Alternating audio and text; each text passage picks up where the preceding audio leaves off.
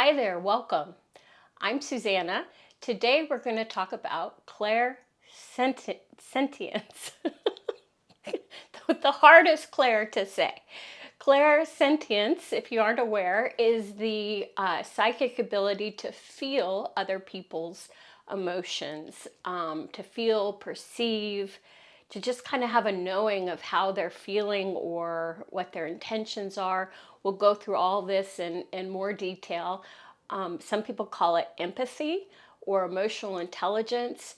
And it's definitely the Claire sense that I had I would say my first awareness of from the time I was a small child. I was aware that I could sense other people's emotions, and sometimes humans develop clairsentience early because it's a part of how they survive in the world. If you grew up in an unsafe home, maybe you need to know what the temperature of the house is just to be safe, to know if you need to go down the street and visit your friend. So clairsentience is the psychic ability to feel how other humans are feeling or doing. And after we go through my experiences with it, I'll give you a cool little test to see how your own skills are doing. So because clairsentience is kind of a tongue twister, I'm just going to call it empathy for this video. But just so that you know that clairsentience is one of the clairsenses that we talk about in the psychic realm. Clairvoyance, claircognizance, which I'm sure we'll talk about at another time. But empathy just rolls off the tongue a whole lot easier. So let's just go with empathy.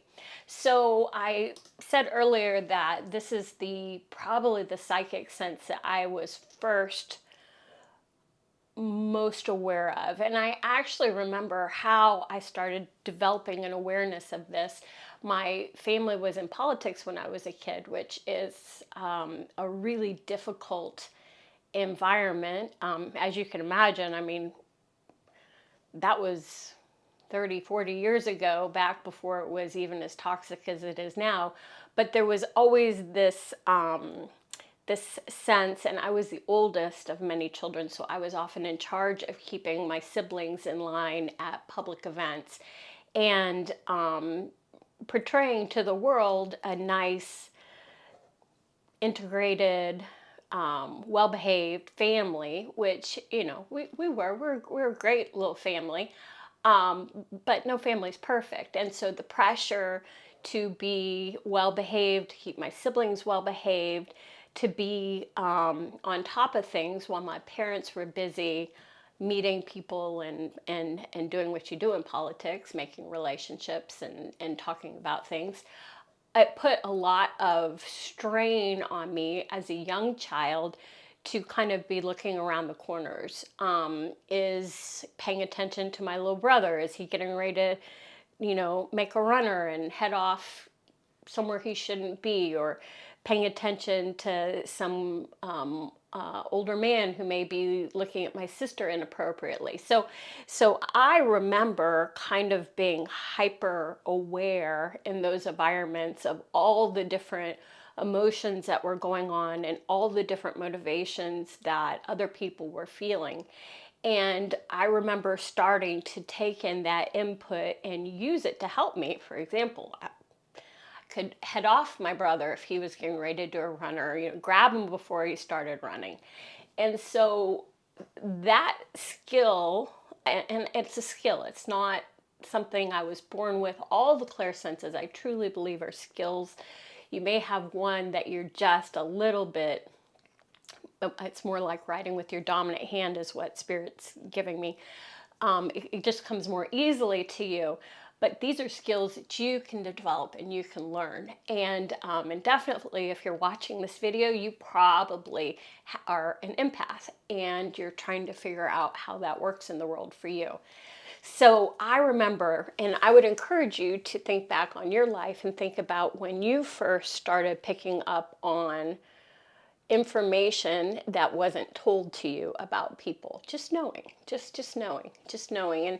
And this would go beyond somebody being dressed in like a really nice fancy outfit and knowing what that would tell you about someone and maybe their economic situation. So it'd be more about their feeling. How do they feel in that fancy outfit? Do they feel, does it make them walk taller and feel confident? Do they feel like they're really showing up in the world? Maybe they feel beautiful or handsome. Or did they not want to have to get dressed in that outfit today and go put on a show? So that's what empathy and clairsentience is not necessarily what we're seeing with our normal senses, but what we're feeling behind the scenes. And so that's how mine started showing up.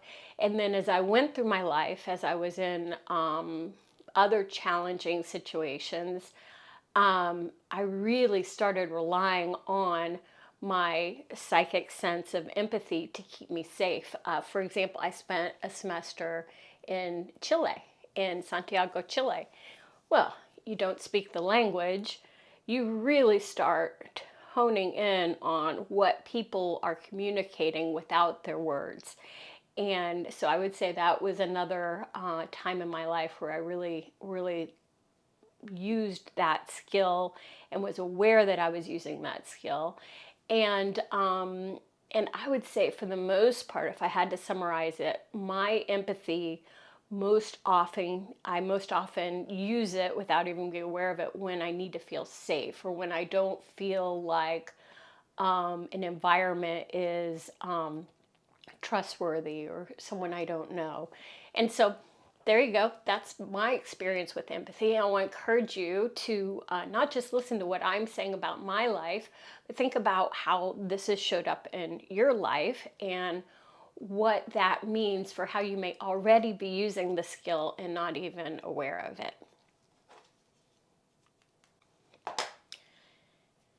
So being an empath is actually can have a downside. I was just thinking, I'm sure I've got a couple of books over here on my bookshelf about how to cope with being an empath. I think, I saw one earlier, the Empath Toolkit. If you're looking for a book, I must have read that at some point. It can be a burden to know what people think about you. Your colleague is aggravated with you because you didn't pick up the phone on the second ring or whatever. You know that if you're an empath. And so sometimes it can be nice not to know what people are thinking about you in the world. So if you are an empath, if you're developing this skill, you're definitely going to have to figure out how to turn it off or at least put some good filters up in your day-to-day life, or you're just going to be bombarded if you're a sensitive person, which an empath is. You're going to be troubled by the fact that the checkout lady at the supermarket is having a bad day. You're going to want to slip her some $20, or you're going to ask her, are you okay? And you can get too embroiled in other people's lives because you have information that you probably shouldn't have, or I wouldn't say shouldn't, but other people don't have. And so as you're developing your empathy and your clairsentience skill, I want to encourage you to be aware that not all information is good information and not all information is necessary. It's really true. If someone doesn't want to tell you actual words to your face about what they think about you or what they think about a situation you're in a lot of ways, it's probably not your business. So it's a wonderful skill. I think if you're a teacher or you're an instructor or you're on a mission to help people heal and connect with their spiritual path, it's tremendously valuable, but it also comes with the downside of needing to learn to filter out emotions. And so there's a couple of exercises that I just use. I don't even really think about them, but one of them is if I start knowing someone's irritated with me or not happy with me, and it's in that extra sensory sense and not just I need to put paper in the copier or whatever. I'll imagine a glass box around me that has little crystalline holes, and I can get words, I can get information, but I don't get the feelings. So I'll filter out the feelings so that I can be more cognitive, more analytical about the information I'm getting without being really overwhelmed. And I would say I do this almost every day without realizing it, because the example I gave about the checkout lady, that is a real challenge for an empath, just to go through the world knowing when someone's suffering, and keep to the respectful, boundaried side of things. I mean, you can put yourself in their shoes and understand why you need to do that. Because, I mean, say you're having a horrific day, say someone you love just died, you are having trouble paying your rent or something, and then this chirpy little person comes through your line, is like, what, tell me, what, are you okay, what's going on? I mean, you probably have compartmentalized your emotions to some extent just to get through your day. Not helpful to have someone come want to engage with you over your hurt. So boundaries, really good thing for an empath. Using some of the skills, I like the glass house. Some people use a net. It's almost always some sort of imagined compartment around you that lets in a little bit of information, but not all the information. And it really works. So give that a try, particularly as you become better at the skill. You're definitely not going to want to step on people's boundaries and be up in people's business when they haven't asked you to. That is a recipe for unhappiness. Don't do that. So, okay, let's talk about emotions, all the emotions. Um, so Spirit is showing me a guitar and the notes on a guitar. And in lots of ways, humans, we come here to experience all the notes on the guitar or all the notes on the piano. It's a beautiful metaphor. We didn't come here to just play middle C. And how boring would that be? Imagine a song with just middle C in it. That would be incredibly boring. Um, and so we're supposed to feel all the range of emotions. This part of what makes Earth Soul School is learning how to live with all those emotions. So even if you're not an empath, even a normal person is going to have a range of emotions. And I found this really cool chart I'll show you that just kind of lists from the top to the bottom, or top, bottom, bottom, top, the range of some human emotions, and it equates the emotions with the vibration. And I absolutely believe this. I know this to be true with my own psychic senses. When someone is experiencing one of these emotions, we can talk about how does clairsentience work. And for me, I think I can register these different vibrations that emotions have, and without even knowing it, it's like that. And so, for example, on the bottom of this chart, we've got shame. Yeah, I know what shame feels like and looks like. I know what it feels like for myself. I'm thinking about watching a kid after a wrestling match. You know, wrestling is a very binary sport. You win or you lose. There's nothing in the middle. And so the kid that's lost feels almost always shame or anger, or some of these ones down on the low end of the spectrum there. And think about that. Like, hold that image in your head of a time you saw someone lose a race or lose a sporting event. That is what shame, anger, disappointment feel like. And it has a lower energy to it. It really does. A lower vibration, right? And then let's just go on up. Fear. If someone is fearful, every one of my psychic senses goes like red alert, red alert, red alert, red alert. Fear, I think, is a stuck record for me based on some of the things I've been through in my life. If someone is fearful, I almost always know it. and it really troubles me. And so I have to really be aware of how I'm reacting around that emotion when someone else has it. Also when I have it. Fear is can be a real blind spot for me. I can be fearful and not even be aware of it, because unfortunately our psychic senses don't work that well on ourselves and the people that are closest in our life. Probably we would ace soul school so fast we would just check on out. So that I think that's a little hypothesis I have. So as you keep going up this, you get to well, neutrality, courage. Oh, I'd put courage above neutrality. So this is somewhat subjective, but so joy, peace, enlightenment are at the very top. And when I show you these clips that we're going to compare, yeah, you're definitely going to see joy,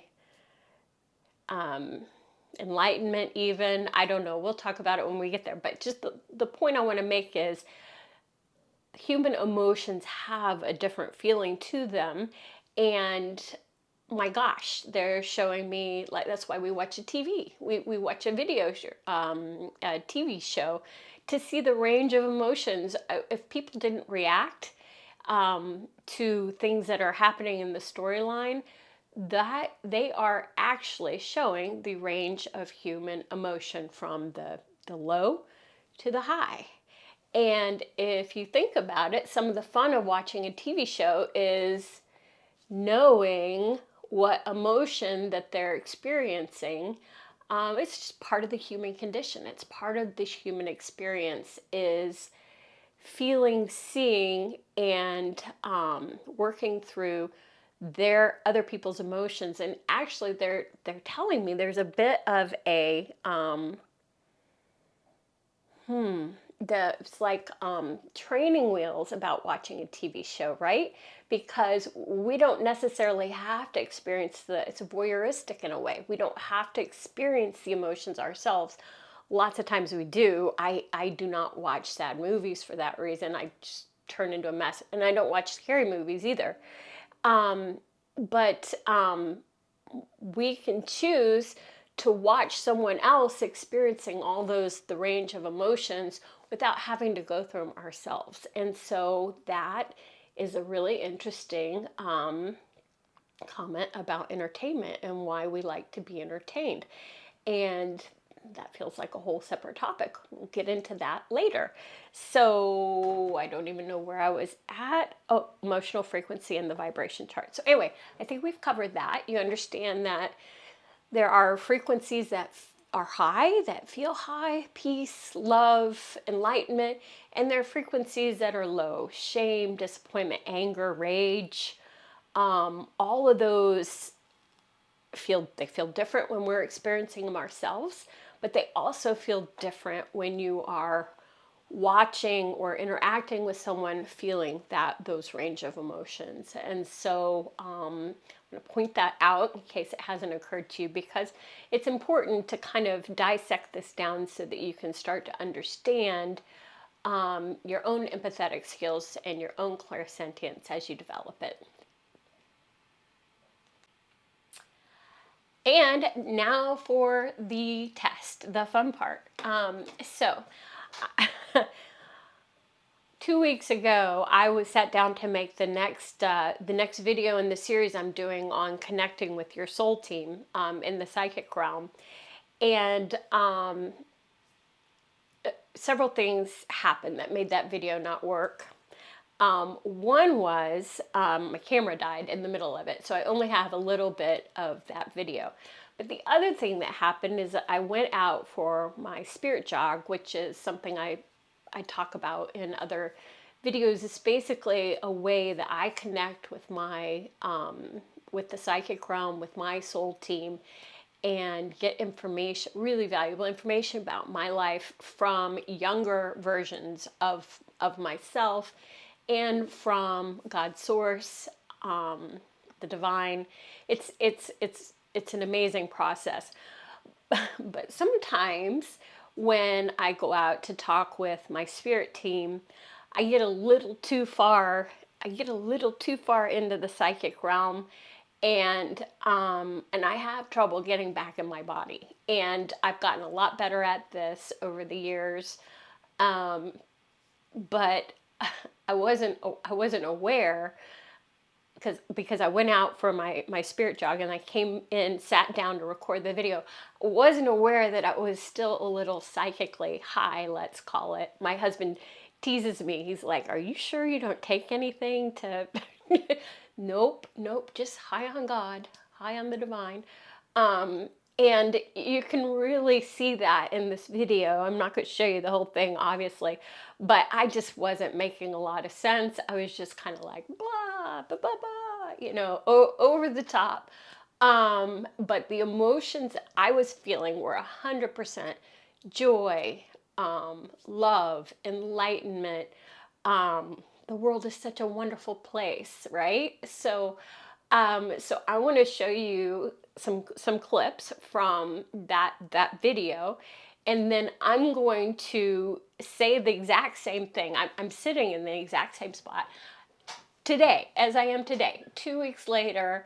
Not having gone out for a spirit jog. I've actually had this respiratory virus, so totally different energy today. I'm still joyful. I'm still very happy to be here.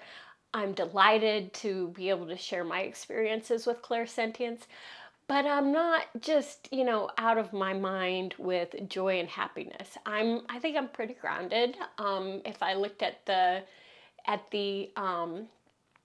well, I'm probably a little nervous about doing a video, straight up. I'm eager, and I'm hopeful. So that's definitely on the higher end of the chart, right? But it's not what I was feeling the other day. So let me break that out for you, and I want you to watch it. I'm going to repeat those words in this human body today with my feet on the ground, and I want you to see if you can tell the difference. So let me get that up for you.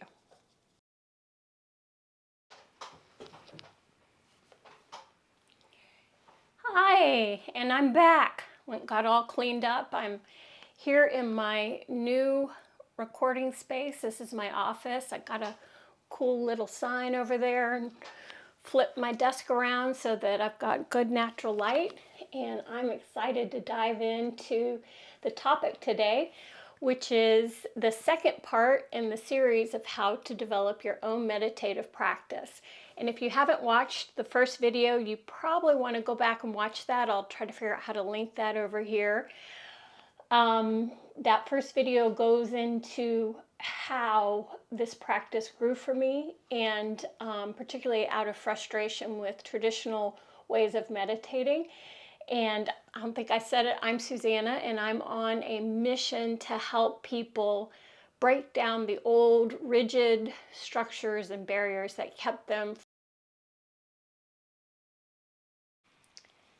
Okay, so that was a clip. Did you pick up any information? Okay, so now I'm going to try to pretty much say the same words in the same way. Here we go. See if you can tell the difference. So here I am today in my new office with my sign, and I'm excited to dive into the topic at hand today. What do you think? Can you tell the difference? Play it back. See if you can. Let me do it again. Here I am in my new office. I flipped my disc around, so I've got good natural light. I've got a new sign.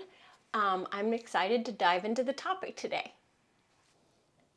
So what do you think? Was it just that my words are different? Is it that my body language is different? Those things matter, right? So the vibration of emotion is carried through the words that we speak, the hands, the physical way we carry our body. All that matters. That's not something that your clair senses are discarding at all. In fact, they're fine-tuned enough to be able to pick up the subtle differences in the way that your eyes shift, or in fact, they're reminding me there's a whole science of studying body language and getting information about deceptiveness or various other things that are important for investigation type situations. So don't discount that if at first you're like, well, I can't. What I'm picking up on are the words, the the tonality of the words or the way that the hands are moving. Those count, okay? Those count in terms of their clairsentences. Now, what else is there? What else is there? If you kind of go back and watch that clip of me from 2 weeks ago, and you lean into it, what words would you give about my emotions? What words would you give about how I'm feeling that day? And then watch. I'll give you another chance. So if you don't want to rewind, you don't have to. But what words would you give to me today? Would you pick the same words that I picked? Hopeful, nervous.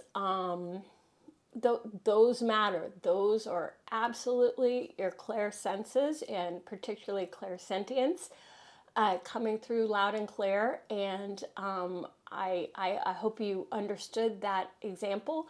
And I'm going to give you another one. There's a spot further in the clip where I'm talking about chakras and stirring your chakras, which is an exercise that I do before I take my spirit jog. And I want you to see same thing. I'm going to show you the psychically high clip, and then I'll do my best to say it again today and see if you can pick up on the difference. So here we go with the psychically high clip.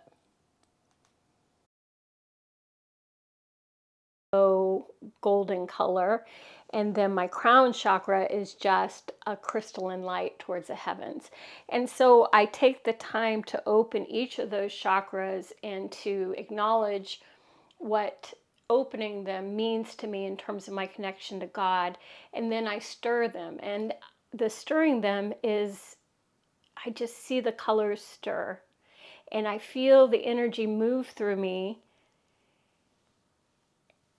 and I feel my crown chakra open, and I feel connected to God's source. And so it's not a, don't make it a big thing if that's something that seems weird to you. Maybe leave that out, but do some sort of a prayer that acknowledges the fact that you're here on this earth, in this plane, that it's a beautiful world. Here in the Ozarks, the spring is starting to come. Okay, so what do you think? Was it, again, was it the words? Was it the hand gestures? Obviously looking up and going, ah, figuratively, or I guess I didn't say that, but that was the feeling I had.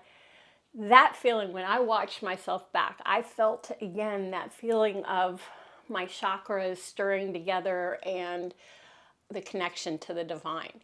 And so, what did you feel?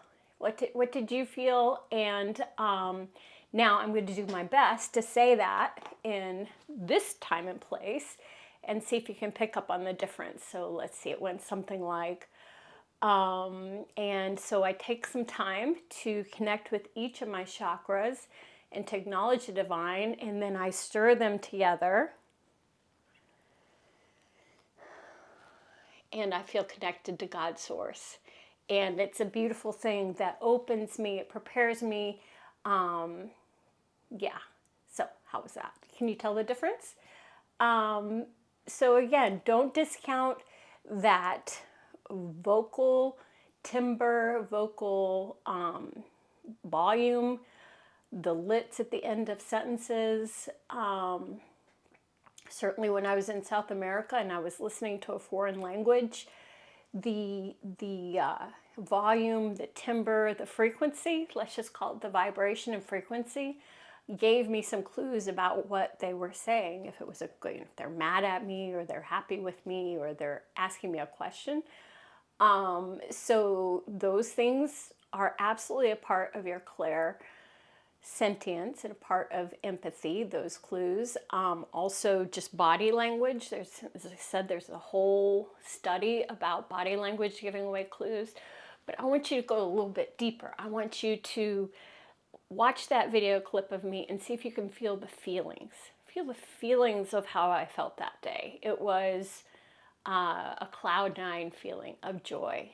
And if we could bottle that up and give it to each other, my gosh, we would have no problems in the world, because the experience of being close to the divine, connecting with your psychic spirit team, it is